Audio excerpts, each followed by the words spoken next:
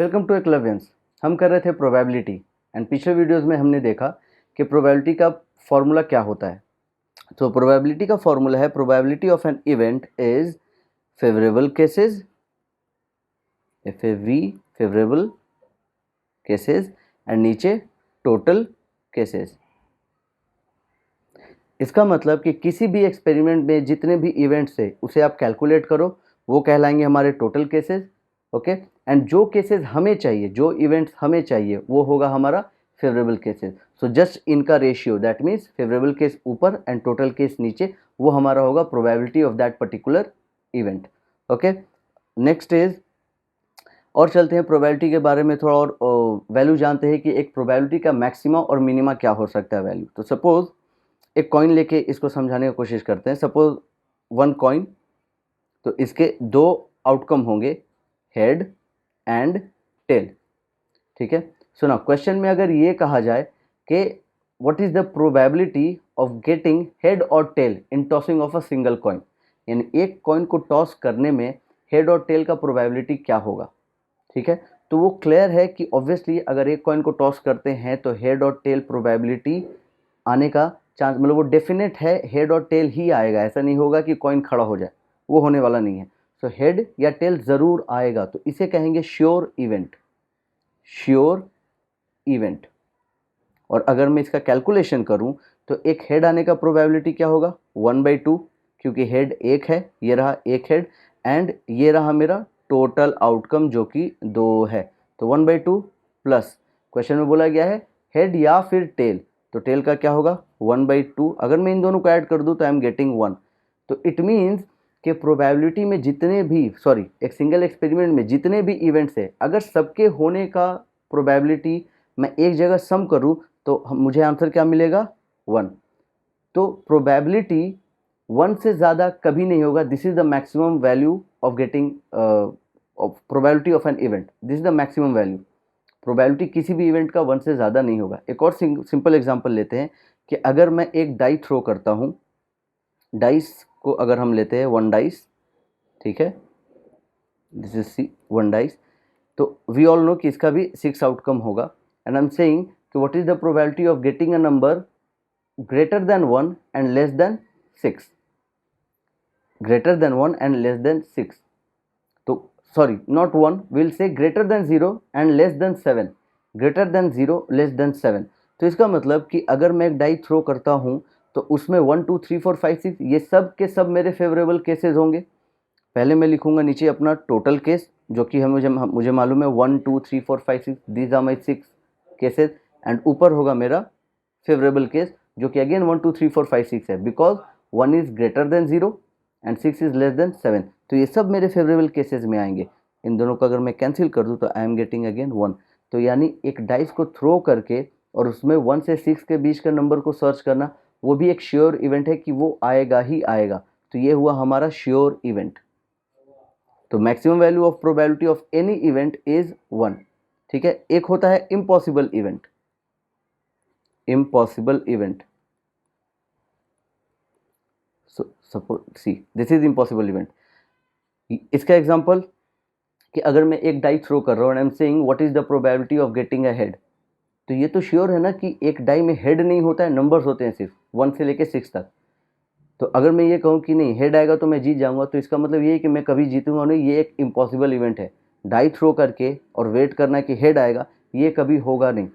ठीक है, सो ये क्लियर एक इम्पॉसिबल इवेंट है जिसका आंसर 0 आएगा। 0 कैसे आएगा, हम लोग लिखेंगे कि probability of getting a head while throwing a single dice.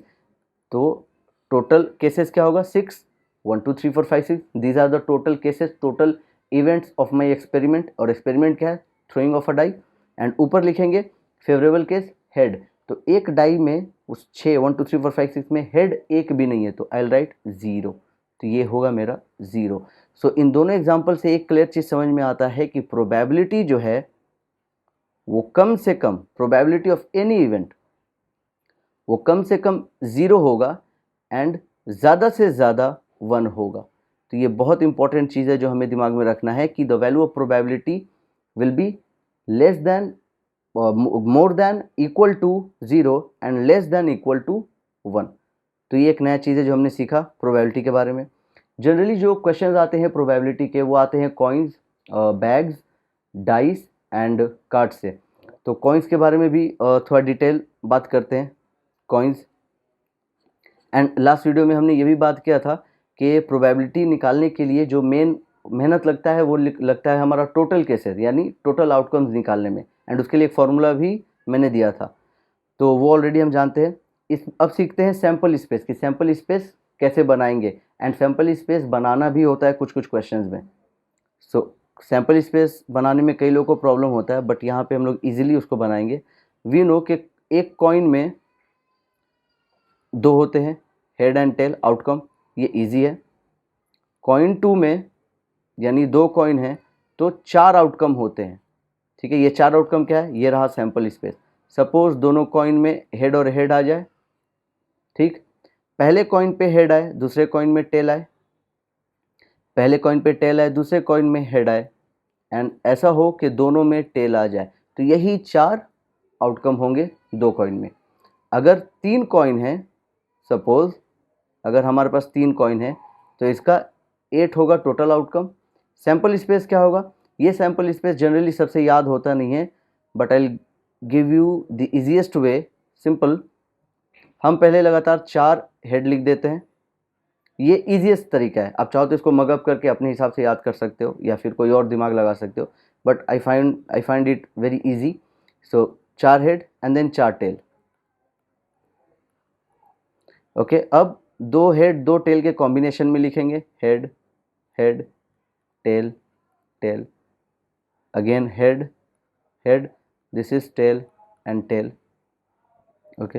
And last line को हम लोग लिखेंगे alternate, so head tail head tail head tail head and tail. आप कैलकुलेट करके देखो, ये टोटल 8 आउटकम्स हो गए हैं हम लोग के 3 कॉइन के।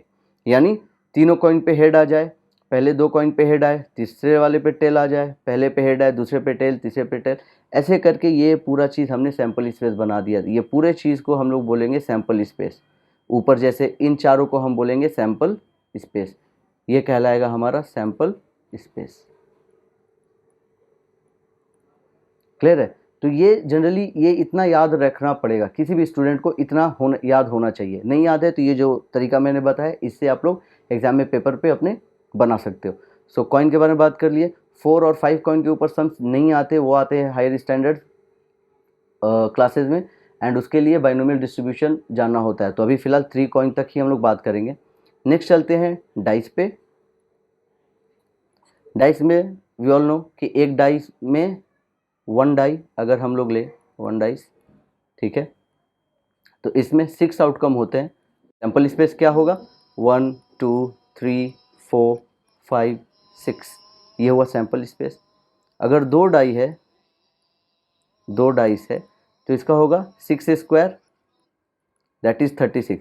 इसका सैम्पल स्पेस भी आप लोग इजीली बना सकते हो। I just give you the hint कि पहले डाई में 1 आए, दूसरे पे भी 1 आए, पहले डाइस में 1 आए, दूसरे पे 2 आए, पहले डाइस में 1 आए, दूसरे पे 3 आए, पहले डाइस पे 1 आए, दूसरे पे 4 आए, पहले डाइस में 1 आए, दूसरे पे 5 आए, पहले डाइस पे 1 आए, दूसरे पे 6 आए।